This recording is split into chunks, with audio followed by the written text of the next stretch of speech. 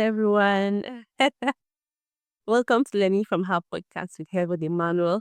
If you're new here, welcome. And if you've been here before, welcome back. On this podcast, we draw lessons from the lives of biblical and contemporary women. And on today's episode of the broadcast, we are going to be continuing our study from where we stopped. We're learning from the wives of the patriarchs. And our patriarchs are Abraham, Isaac, and Jacob. So we've learned from Sarah, we've learned from Rachel, and today we're learning from Rachel's sister, who is Leah. Now, the account of Leah can be found in the book of Genesis 29 and Genesis 30. Now, Jacob married two wives, which wasn't his intent initially. His intent was actually to marry Rachel because Rachel was the one he first saw, and then Rachel was the one he wanted to marry. But his father-in-law, Laban, kind of tricked him, and instead of giving him Rachel first, he gave him Leah. And then later on, because he loved Rachel, he still had to work extra 7 years just to get Rachel, who was the love of his life. So that's a background. Now, the first thing we see about this woman called Leah is found in Genesis 29, verse 17. How my scriptures here with me in my Bible, so I'll read from it from time to time. Verse 17 says, "There was no sparkle in Leah's eyes, but Rachel had a beautiful figure and a lovely face." So the first thing we see or we hear about this woman Leah is that she had a defect in her body, but probably something she wasn't proud of, something that kind of negatively singled her out about her body, right? Now, this opinion, of course, is from men. It's people that saw her and then comparing her with her sister, they say, this one, like, see, there's where her eyes is. Her eye is not, it's not beautiful. Some scriptures will say her eyes is delicate. Some will say she has a weak eyes. So it was not very specific about what exactly was wrong with her, but I think there was actually a problem in her vision, something that has to do with her eyes. There was just something that wasn't so fine. Now, it could be that she had to cross eyes, or maybe one was bigger than the other. There was just something that's, as a woman, you look at yourself in the mirror, you're like, oh, I only wish this wasn't there. So there was something in Leah's body that if she had a choice, she would have corrected it. If there was a way for her to actually write it, she was going to put it right. And in comparison with her sister, her other sister was beautiful, had a very nice figure, had a lovely face, and all that and all that. Now, just as Leah, so also in our own present time, people have varying opinions about us, right? Yeah. I believe someone might have told you, oh, you have a big nose, you have a big eye, there's something about your body that someone that has looked at you, or some person have looked at you and saying, this one, not too, it may not be like they abused you, but maybe they shy yabbed you. They yab you, and this your big head, and this your big eyes. I quote them like I have a big nose. And when I was giving birth, when I was growing, I didn't know I had a big nose. Until people began to tell me that I had a big nose, right? So these are men's opinions about you. These are men's opinion about us. Now, as far as you're living in this world, as a woman, as far as you are a human, people will always say stuff about you. People always have opinions about you. But it's now in your own hands to know what to do with what they are saying. Will it now make you to shrink? Will it now pull you inside? Will it reduce your self-esteem because people think, oh, your head is big. Oh, you have a very thin leg. This is that. Yeah, this is your thin leg. So say you have K leg. You wish you had a straight leg. But there's nothing you can do about it. That is how God made you. That is how God created you. And it's affecting you. Some people, you can't even come out and stand before people and speak. Not because you're conscious of something on your body that is not right or is not well placed. Or you think you have a broad shoulder as a woman. A woman is not supposed to have a broad shoulder. Why is my shoulder? My shoulder is so broad. I am so broad up here and then I'm slim down there. Now, these are concerns of women. That's why you see women, they go under the knife just to get their desired body. And it doesn't, it's like, if you begin to chase all these things, right, you won't stop because there will always be something. Even when you do it and come, like we've seen that severally. When you go under the knife, you get some corrective surgeries, right? And then you come back. People will still say something about it. So will you keep living your life for people, for how they feel, for how they perceive you? Their perception about you is not your concern. Your concern should be, what does God say I am? He says that I am wonderfully and beautifully made, and that is enough. God is your source. I know you've read some scriptures, and we'll see maybe a beast say, and this beast has 6 faces, 7 faces. So when I was studying this, God just opened my eyes, and he said, on the last day, when you see me, you will see yourself in me. And I'm like, wow. He said, yes. On the last day, me, I will see myself in God. You, with, in quotes, the big eyes or the big head or the big mouth that people say they have, you will see yourself in God. Why? He did God. He looked at himself and made you. He sat down, he looked at himself and he made you. So you are an express image of God. God is multidimensional. I don't know if multidimensional even captures the word. God is, in fact, he replicates himself in millions, in billions, in trillions. So on the last day, when you see God, you will see yourself because he made you from him. He looked at himself and said, okay, you is my daughter, this my child. Have this part of me. Have this look of me. Represents me in this area. Okay, you are that complexion. Represents me in this area. So on the last day, you will see yourself in God because he made you from himself. You are his image. You are his image. He didn't just think of, okay, let me take up of, okay, I think a baboon. He look at a baboon. Okay, let me create this one like a baboon. No, you are not an animal. So anyone who is calling you a baboon, see your ears like that of an elephant. God didn't look at an elephant and created you. No, he looked at himself. So don't allow the opinions of people to pull you down, to reduce your esteem. Your esteem should be in God. People will preach that message and they'll call into God-esteem. Get your esteem, get your true self from your God, from your source. So if you begin to look at what you have or what you don't have, you enter into depression, you will get frustrated. People will talk to you and you will always be sad. You look at yourself in the mirror, there is no joy because you just wish you just wish you were better. You wish you were like Blessing, she's light skinned, she's caramel, and then tomorrow you see Sarah. Oh, I wish I'm Sarah. She has a long hair. This is my hair, all my frontals, everywhere I've eaten up, everything I've fallen off. And then another day, maybe you see Mary, and then you're like, oh, Mary, she's not that busty. And look at you and say, oh, I'm very busty. See bust everywhere. You will not be a happy person. Let your eyes be on God. That means that he who is from above is above all. You are from above. You're not of this earth, you're from above. So whichever way you are beautiful. Girl, you are beautiful. I'm telling you the truth. You are beautiful. Don't let anyone tell you otherwise. Why? Because that is not what God has said. He said in Colossians, he said that you are complete in him.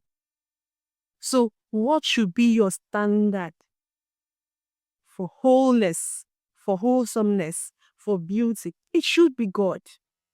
It should be God. It should be God. So God have called you beautiful. You are beautiful. You are the apple of God's eyes. You are his beloved. He loves you so much. And because he loves you so much, he created you just the way you are. Sometimes we look at some of our brothers and sisters who are maybe, they are kind of, their stature, they are smaller in stature, right? People who we call dwarf, they are smaller in stature. And they're not second class citizens. They are first class citizens. They are representatives of God. God looked at himself and made them.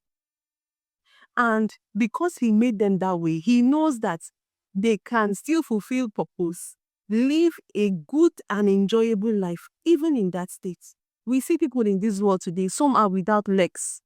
There is this, I came across her Facebook handle recently. Someone made a post about her, and I came across her. I think her name is Neil something. She's in America.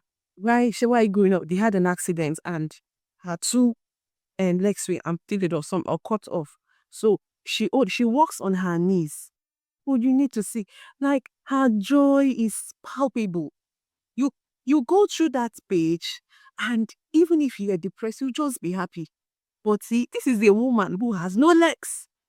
She's married and she has 4 children, 4 boys. I don't know if you know. I think it's Neo something, NTO Neo something like that. And she's happy, at least from what they show us. She's happy. And I went through, like, in a day she has multiple posts in a day. So it shows that she's happy. Whether behind the scene is not like that. But at least there are people who, with that condition, they wouldn't even show themselves on the social media. In fact, they will pack up their lives like that. Why? Because they feel, "Ah, I don't have legs." But that one, she does not have both of them. And she's living her best life.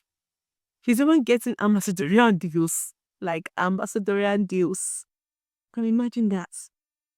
And you yourself, you are complete. You are beautiful. Your legs are not. You are just the way you are. But your concern is because someone said that your nose is big, or just some very silly stuffs. Or say your lips is you have a very big lips. Someone say, give me your teeth. Now big your teeth is. Some say have small teeth. Some say have a small head. Some people, their own is that they have a small head.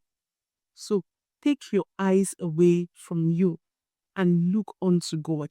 Let your eyes be on God. Let what God says about you should be what matters. It should be primary and it should be supreme. Nobody has an opinion when God has given him his opinion about it. What are they saying? What do they have to say? They have nothing to say. Whatever they are saying is rubbish. Yes. Whatever they are saying about you is jargon. Because God have said what he said about you. And what he said stand. He said that you are beautiful. You are beautiful the way you are. So don't go hiding yourself. There are people, at least I know one. She's not living out her best for God because she feels she's not facially beautiful and she's not beautiful. So how will she now come out? Who will listen to her? These are lies of the enemy. Don't let the devil keep you down. Don't let the enemy trap you with such lies. So the second thing we see about this woman is in Genesis 29 verse 30. We see that this woman is unloved. Genesis 29 verse 30, it says, so Jacob slept with Rachel soon, and he loved her much more than Leah. So Leah was unloved. This Leah saw something wrong. And I think all of these things that happened to her actually affected her self-esteem. Right? So it affected her self-esteem because we saw from her later on, maybe we'll come across that later. But the second point here is that Leah was unloved. She wasn't loved. Now, in the same way, right, we'll look at these points about this woman and then we'll bring them down to our own lives today. As Leah was unloved, in the same way, there are times when people may have rejected you, people may have told you they don't love you, they don't like you, for maybe they gave you a reason or they didn't give you a reason. Maybe because of how you look, just like we said from the first point, probably based on how you look or how you talk, or I don't like your standing posture. For one reason or the other, I don't just like you. And maybe as a woman, right? Now let me talk to women who are at least who have come to the age of, to go on relationships and dates. Maybe you see this guy, you like him, you think you like him, and something in you strikes something with him. But he doesn't like you. And he made it plain to you that he doesn't like you. Don't go achieve yourself. We see these things a lot. See that this one committed suicide. Why? Because a guy said he doesn't love her, or somebody broke up with her, and then she felt this is the end of it for her, and then she just went to take her own life. It means you don't even know what is love. You don't know what is love. God loves you. And if God loves you, he will bring the one that loves you like the way he loves you. God loves us unconditionally. He says, while we were yet sinners, he sent his son Jesus to die for us. We were yet sinners. It wasn't our works that made him come. It wasn't our righteousness that made Jesus come. It was just him, that love. He was pushed by love to come and die for us. That is the kind of love God has for us. That is the kind of love you deserve to. It's an unconditional love. It says, for God so loved the world, and he sent his only begotten son to come and die for us. He just loved us like that. And then he sent his son to come and die for us. And then you now want to come and die because another person does not love you. Is that person God? Who is that person? Is that person the only man in this world? No. No. Men are everywhere. They will say the beautiful ones are not yet born. Me too, I want to add it. The handsome ones are not yet born. Yes. You will see, even as a married woman, if maybe as a young lady, you are pushed by a handsome guy, I want them tall, dark, or whatever, with breasts, broad chests, 6 packs. Maybe you marry because of that reason. In marriage, you keep seeing more handsome people even than your own spouse. So the handsome ones are not yet born. And the one that left you is not the only one. He's not the only one. Even if he's a medical doctor, then I was like, see, God loves him.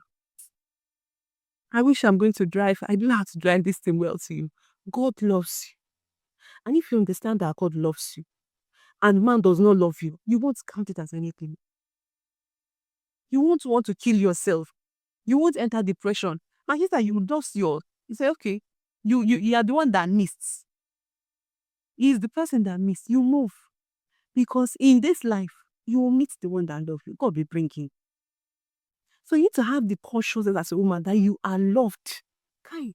You are excessively loved. God, the fact, they say, I'm madly in love with her. I'm madly in love with him. God is madly in love with you. He loves you so much that if you were the only sinner, if I'm the only sinner in this world, he would have still come to die for me. That's how much he loves you. He said he lives in 99 and pursues one. That is that kind of love. Oh. That is that kind of love. And you deserve that kind of love. You deserve that kind of love. Somebody always speak to me. He said, so I wrote it down. When you understand the love God has for you, you will understand the kind of love you deserve as a woman. He was telling men, he says, men, love your wives as Christ loved the church. How did Christ love the church? Sacrificial love. Unconditional love. Love without conditions. Love without reason. Why do you love me? I don't know. I just know that I love you. That is the kind of love God has for us. If you understand the kind of love God has for you, it will help your hearts. Because knowing women, we are emotional. And little things get to us. If you understand the kind of love God has for you, it will help your hearts. You won't be not crying over some things. Say no, go. Say you want to go. You're not the one. Even if it is female relationships, your co-sisters, maybe your friends in the hostel, in the workplace, anywhere, go. There's no problem. If you feel I'm not That's if you're not on the wrong, right? If you faulted in a relationship and they left you, is good. You feel like a good person, people should leave you. But if you did nothing wrong, right? You're not at fault over maybe whatever is a misunderstanding. Maybe just left you. Just okay, I don't want to be close to you. Maybe it's your status for whatever reason. You chill. You will not cry. As a human, you feel the pain. Oh, I thought this person self was my person. And the person just left me like this. But you understand the love God has for you. It will inform your choice of a man.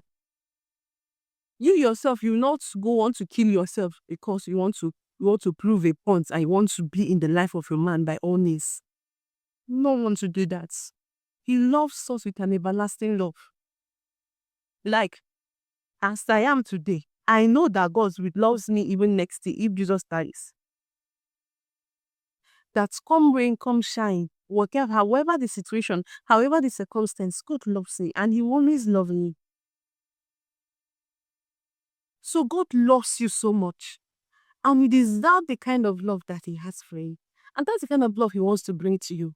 Or don't go and kill yourself over the love of a man. Don't kill yourself because of someone that left you. Now, just like Leah, and there's something about God, He is drawn to people who are unloved. See Leah.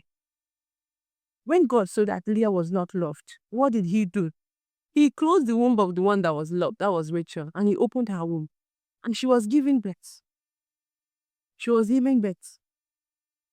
You see? So God loves, once people don't like you, know that God loves you. In fact, be happy because you have attracted the favor of God for yourself.